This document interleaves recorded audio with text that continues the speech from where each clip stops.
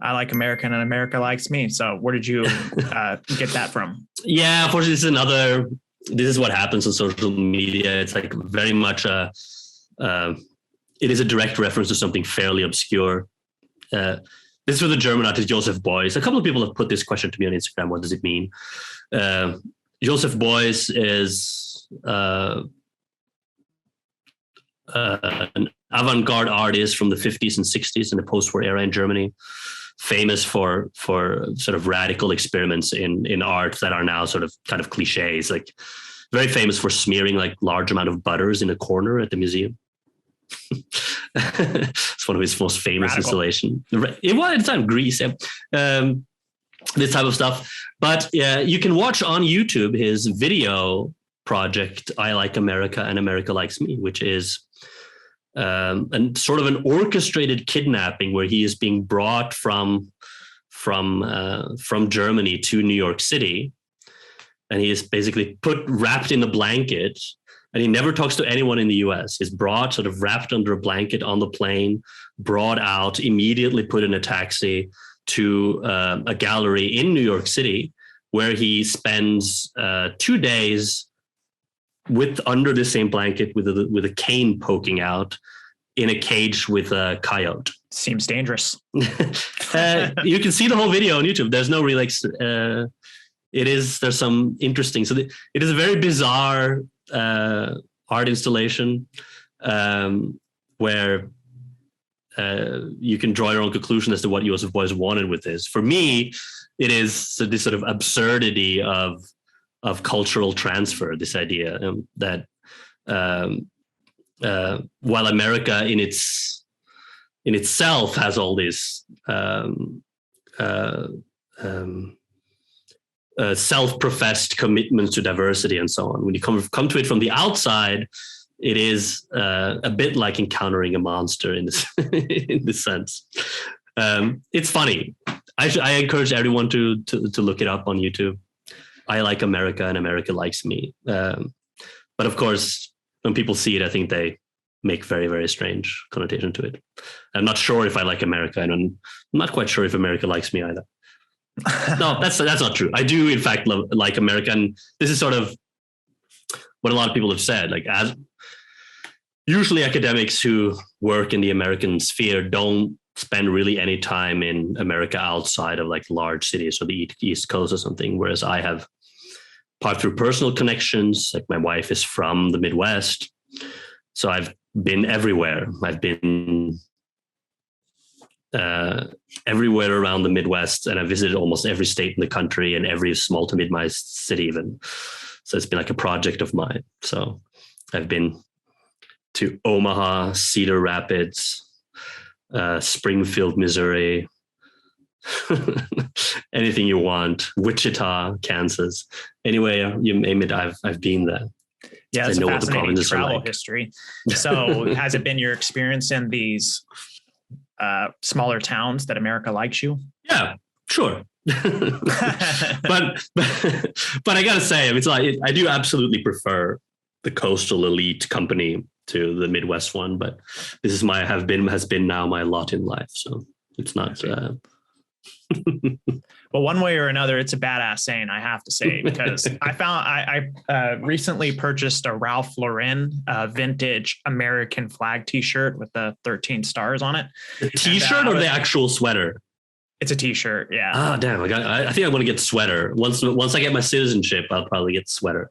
Yeah, I think I've seen a sweater on there, but it was like $100, and I was too broke at the time to get the $100 sweater.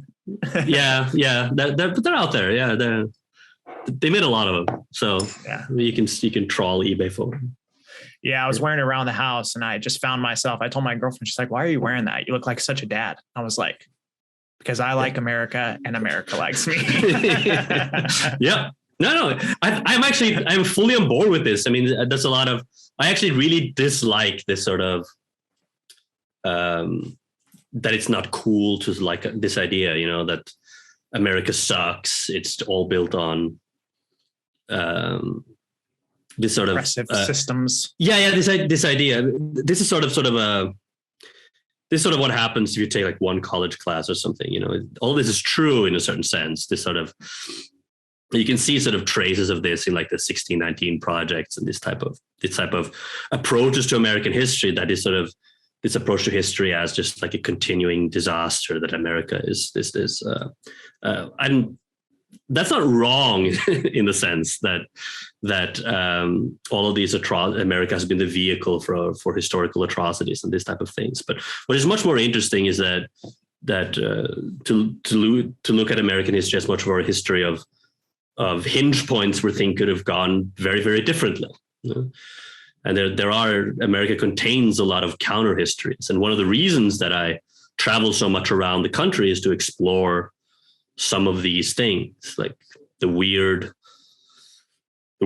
communist communes of southern Indiana in the early to mid 1800s and stuff like that. All this sort of exists, pockets of other things that are not part of the canon of American history. I think it's not very useful approach to history to sort of judging it in this wholesale manner. The more appropriate version is to sort of see that, yes, history is this series of contingent things that ended up in this way. And if you want to understand history, you have to go back and see where things could have gone different. And that in fact is an afterlife or a continuing presence of things, of other possible avenues in American history that are still with us and can still be taken maybe further down the line. I do believe that. Yeah, I understand the position you're articulating. It seems like there's a general disdain, often, I would say a severely unnuanced one, perceiving America merely as oppressive. And as you said, there's certainly there are parts of our history that are absolutely horrific.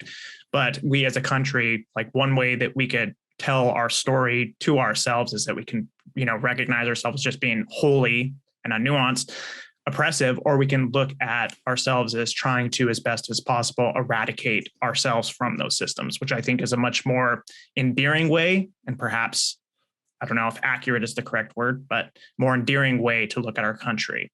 But I think there is, as you say here, kind of a general disdain for patriotism. So, wearing a shirt with an American flag on it might, at this point in history anyway, be kind of looked down upon by certain people. Yeah, and I think Ralph Lauren is a good example of this, in the sense of this sort of what does in fact look like kind of an uncritical embrace of like every American tradition ever.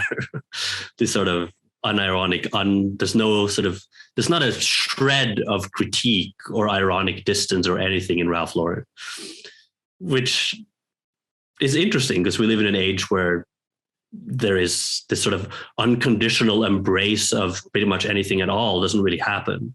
Doesn't really have a space in the culture. Everything is sort of distanced in this way.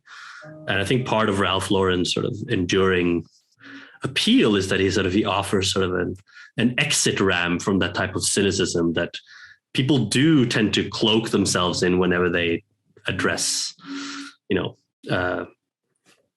politics or history as sort of if any type of the American moment that a lot of people, I think America suffers from too much of all of these things, like too much history. People often say that Americans don't have history, or that there's sort of ahistorical or ignorant of history. I think actually the opposite. That Nietzsche put it this way: there is possible to suffer from too much history, in a sense of allowing it to overdetermine the way you look at things too much. It's sort of a reaction against this sort of complete ignorance, but this sort of overdetermined, where history becomes this sort of crafted into your own kind of fate. That's not great. It's not a great way, and it's not because it's not. It's politically impotent. In a sense that is not a way to conceive of the future in any good sense. You have to ask that question. Maybe I'll get in trouble for saying something like this as someone who's like vaguely identifying with certain leftist causes. Often, if you're not patriotic in a certain sense, then what are you exactly? It means that you don't believe in like a political future, and it ends up to a kind of nihilistic view that is not great. Yeah, Nietzsche referred to them as antiquarians. Is that not the correct designation? Antiquarians is one of them where history becomes this sort of obsession into the point of crowding out the present. There is also the other one of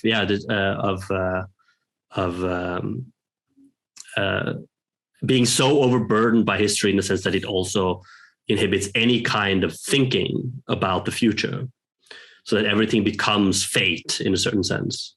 So that America always becomes determined by what came before, which is sort of a sickness that historians sort of contribute to culture, which is funny that historicism has its limits there. At a certain point, you do have to leave history behind. And Nietzsche's useful this moment, in the sense that remembering everything and commemorating everything and embracing everything is a burden too great for like the human imagination. That you have to be in favor of forgetting a few things. It's provocative, but people should give that the serious consideration it merits.